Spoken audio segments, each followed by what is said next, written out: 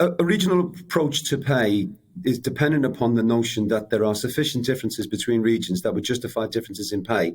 And then you have to have an even more complex system to handle that when people move between different parts of the country, and when they move between different job types.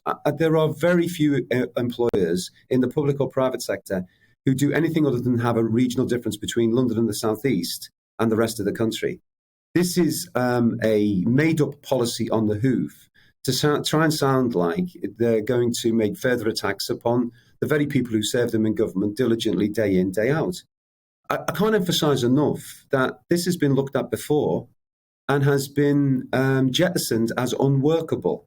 So whoever made this up overnight clearly not entirely sure, Mick. The battle plan really survives first contact with the enemy. Well, that's really, fine. But I don't think you can have it both ways. You can say this plan's been looked at before and then made up overnight. I mean, that sentence doesn't make any sense. They're not incongruous. So regional pay has been looked at as an issue before by different incarnations of government. What has been made up is the idea that you're going to introduce it in the civil service, which of course only accounts for 8% of the overall public sector pay budget. Where Liz Truss has been found out is that she's realised that actually this affects a whole range of occupations which people in this country hold dear: doctors, nurses, and others. And that's why, even though she's claiming the policy's been now misrepresented, she has reversed very quickly. What we really need is a rather more grown-up debate about the future of pay in the civil service and in the public service generally, in the context of the worst cost of living crisis in 30 years.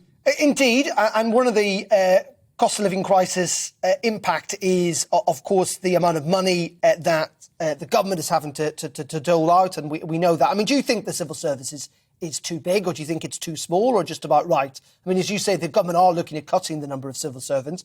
Is that a sensible approach? Why do you think there should be more?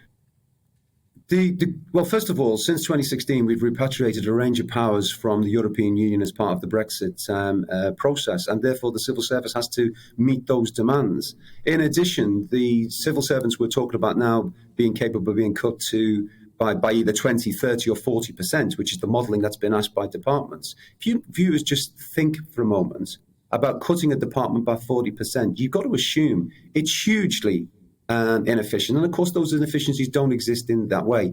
This was the product of a cabinet away day back in May.